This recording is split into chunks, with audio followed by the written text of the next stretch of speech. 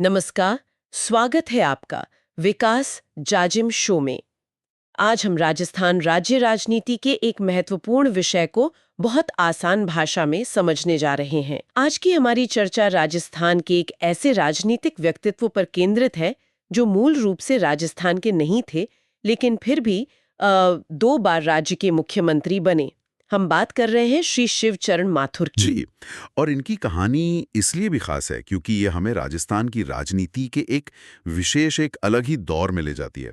एक ऐसा दौर जहां नैतिकता और मतलब प्रशासनिक अनुशासन को बहुत महत्व दिया जाता था। आज हम उनके जीवन के हर पहलू को क्रम से समझेंगे। चलिए, तो सबसे पहले शिवचरण माथुर जी के जीवन का एक संक्षिप्त परिचय लेते हैं। उनका जन्म 26 जुलाई 1926 को मध्य प्रदेश के गुना में हुआ था। गुना में, जी। लेकिन उनका बचपन राजस्थान के करौली में बीता और उनका निधन साल 2009 में हुआ। देखिए, यहाँ सबसे दिलचस्प बात यही है कि वो गैर राजस्थानी होते हुए भी उन्होंने राजस्थान की राजनीति में सर्वोच्च पद यानी मुख्यमंत्री का पद हासिल किया। ये वाकई एक बड़ी बात है। बहुत बड़ी बात। ये उनकी राजनीतिक स्वीकार्यता और कुशल नेतृत्व क्षमता को दर्शाता है। आप सोचिए, उस समय की राजनीति में जहां स्थानीय पहचान और जड़ों को बहुत महत्व दिया जाता था, बिल्कुल। किसी बाहरी व्यक्ति का इस तरह से शीर्ष पर पहुंचना एक असाधारण बात थी। इससे पता चलता है कि उनकी कार्यशैली और व्यक्तित्व ने मतलब क्षेत्रीय सीमाओं को पार कर लिया था। अब हम अगले भाग पर आते हैं, जिसका नाम है पारिवारिक एवं सामाजिक पृष्ठभूमि। उनके राजनीतिक जीवन को समझने के लिए मुझे लगता है उनकी पृष्ठभूमि जानना भी जरूरी है ना? बहुत जरूरी है। वे उदयपुर क्षेत्र के प्रसिद्ध स्वतंत्रता सेनानी श्री माणिक्यलाल वर्मा के दामाद थे। जी। और ये संबंध ये सिर्फ एक पारिवारिक संबंध नहीं था। अच्छा? नहीं, बल्कि ये एक राजनैतिक विरासत का प्रतीक था। माणिक्यलाल वर्मा जी का नाम स्वतंत्रता आंदोलन और खासकर मेवाड़ के प्रजामंडल आंदोलन से बहुत गहराई से जुड़ा था। वे कांग्रेस की विचारधारा के एक मजबूत स्तंभ माने जाते थे। तो इस वजह से शिवचरण माथुर जी को भी कांग्रेस पार्टी के भीतर एक मजबूत वैचारिक आधार और सम्मान मिला। मतलब एक तरह की राजनीतिक एंट्री आसान हो गई। बिल्कुल। यह एक ऐसा कनेक्शन था जिसने उन्हें पार्टी के पुराने और सम्मानित नेताओं के सर्कल में, आप कह सकते हैं, सीधे प्रवेश दिलाया। अब हम अगले भाग पर आते हैं, जिसका नाम है राजनीतिक एवं संसदीय जीवन। तो मुख्यमंत्री बनने से पहले उनका एक लंबा संसदीय अनुभव भी रहा। वे लोकसभा के सदस्य भी रहे। जी हाँ। और उनका मुख्य संसदीय क्षेत्र भीलवाड़ा था। बिल्कुल। और जब हम राज्य की राजनीति की बात करते हैं तो विधानसभा में वे मांडलगढ़ क्षेत्र से जुड़े रहे, जो कि भीलवाड़ा में ही है। हाँ, जो कि भीलवाड़ा जिले का ही एक हिस्सा है। इसका मतलब साफ है कि उनकी राजनीतिक पकड़ 2 स्तरों पर थी। एक तरफ तो वे दिल्ली में राष्ट्रीय मुद्दों पर राज्य का प्रतिनिधित्व कर रहे थे, और दूसरी तरफ वे मांडलगढ़ और भीलवाड़ा के लोगों से जमीनी स्तर पर जुड़े हुए थे। ये संतुलन आप देखिए, बहुत कम नेता बना पाते हैं, और यही उनकी राजनीतिक शक्ति का एक बड़ा कारण था। सही बात है। अब हम अगले भाग पर आते हैं, जिसका नाम है मुख्यमंत्री पद। तो अब बात करते हैं उनके राजनीतिक जीवन के शिखर की। शिवचरण माथुर राजस्थान के मुख्यमंत्री बने, और वो भी एक बार नहीं बल्कि 2 बार। हाँ, 2 अलग-अलग मौकों पर मुख्यमंत्री बनना ये अपने आप में दिखाता है कि पार्टी आला कमान यानी जो केंद्रीय नेतृत्व था, उनका उन पर कितना भरोसा था। बिल्कुल।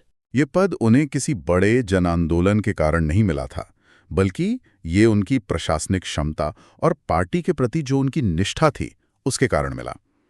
ये दर्शाता है कि जब भी राजस्थान में कांग्रेस को एक स्थिर, एक अनुभवी और भरोसेमंद नेतृत्व की जरूरत महसूस होती थी, तो उनकी नजर शिवचरण माथुर पर पड़ती थी। अब हम अगले भाग पर आते हैं, जिसका नाम है मुख्यमंत्री कार्यकाल। चलिए, उनके दोनों कार्यकालों की जो तिथियां हैं, उन्हें स्पष्ट रूप से जान लेते हैं। जी। उनका पहला कार्यकाल 14 जुलाई 1981 से शुरू होकर 23 फरवरी 1985 तक चला, लगभग 4 साल।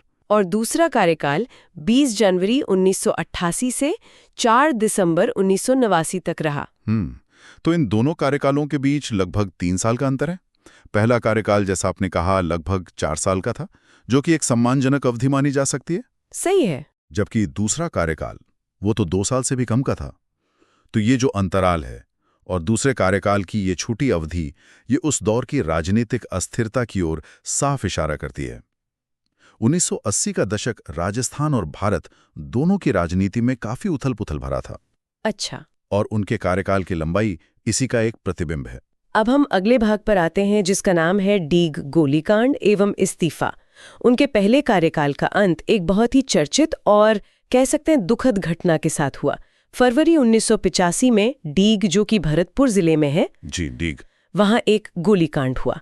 इस घटना में भरतपुर के पूर्व शासक राजा मानसिंह की दुखद मृत्यु हो गई। और ये घटना बहुत बड़ी थी। इसने पूरे प्रदेश को हिलाकर रख दिया था। राजा मानसिंह एक लोकप्रिय नेता थे और उनकी मृत्यु ने एक बहुत बड़ा राजनीतिक संकट खड़ा कर दिया था।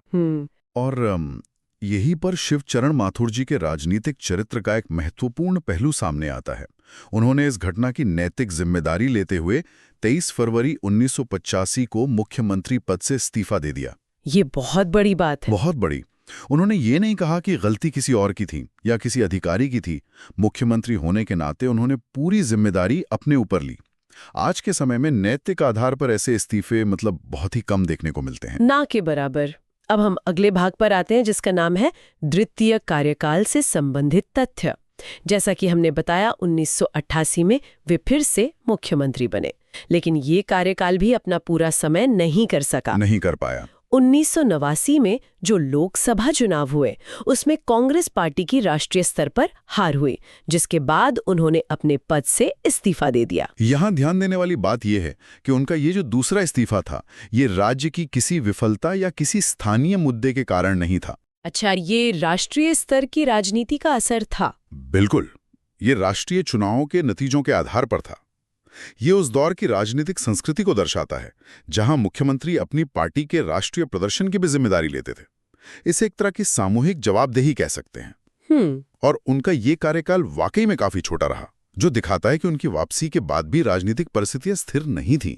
अब हम अगले भाग पर आते हैं जिसका नाम है प्रशासनिक एवं संस्थागत भूमिका।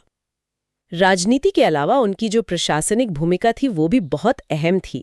वे राजस्थान राज्य प्रशासनिक सुधार आयोग के अध्यक्ष रहे। इसका सीधा मतलब है कि वो केवल एक राजनेता नहीं थे, बल्कि एक प्रशासक भी थे। वो सरकारी कामकाज की जो पेचीदगियां होती हैं उन्हें समझते थे और उसमें सुधार लाना चाहते थे। तो किस तरह के सुधारों पर उनका जोर था? उनके समय में जिला स्तर पर प्रशासन को मजबूत करने के काफी प्रयास हुए। इसका मतलब है कि कलेक्टर और जो दूसरे जिला अधिकारी थे उनको ज्यादा शक्तियां और संसाधन दिए गए ताकि काम बेहतर हो, ताकि सरकारी योजनाएं आम लोगों तक बेहतर तरीके से पहुंच सकें। और इसके साथ ही उनके कार्यकाल में शिक्षा और साक्षरता अभियानों को भी विशेष गति दी गई। ये उनकी दूरदर्शी सोच को दिखाता है कि वे सिर्फ तात्कालिक राजनीतिक लाभ के बजाय राज्य के दीर्घकालिक विकास पर भी ध्यान केंद्रित कर रहे थे। अब हम अगले भाग पर आते हैं जिसका नाम है राज्यपाल के रूप में भूमिका। अपने राजनीतिक जीवन के अंतिम पड़ाव में उन्हें एक और महत्वपूर्ण संवैधानिक पद मिला। साल 2008 में उन्हें असम का राज्यपाल नियुक्त किया गया। जी, असम का।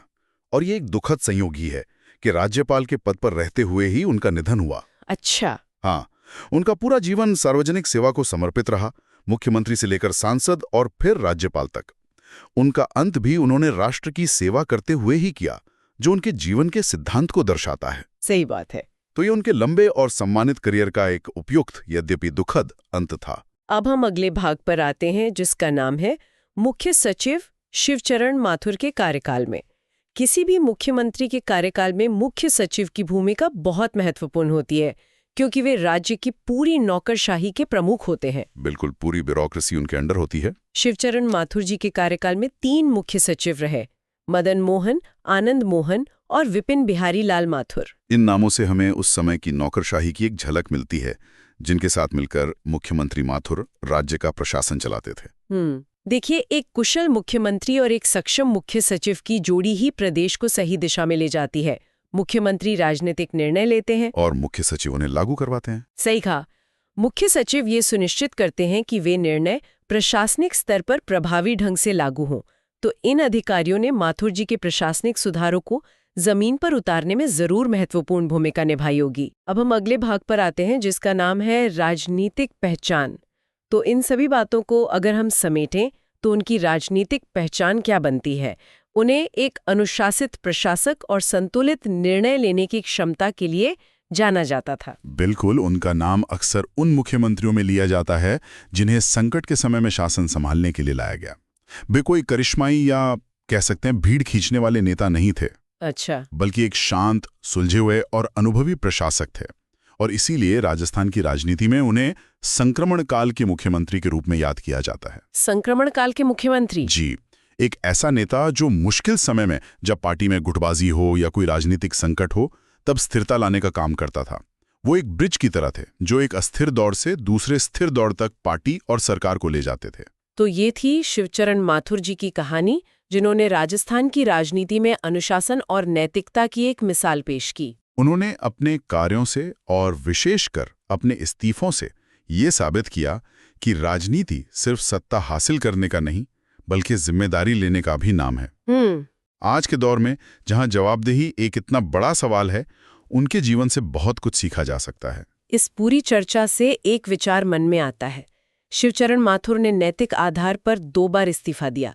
एक बार एक स्थानीय घटना की जिम्मेदारी लेते हुए और दूसरी बार पार्टी के राष्ट्रीय हार की। जी, ये सोचने पर मजबूर करता है कि पिछले कुछ दशकों में राजनीतिक जवाबदेही और नैतिक जिम्मेदारी की धारणा में कितना बदलाव आया है। यदि आपको ये व्याख्या पसंद आई हो तो हमारे YouTube चैनल विकास जाजिम को सब्सक्राइब करें, इस ऑडियो को अपने दोस्तों के साथ शेयर करें और अगर पसंद आया हो तो लाइक ज़रूर करें। अपने सुझाव और विचार कमेंट बॉक्स में अवश्य लिखें। धन्यवाद।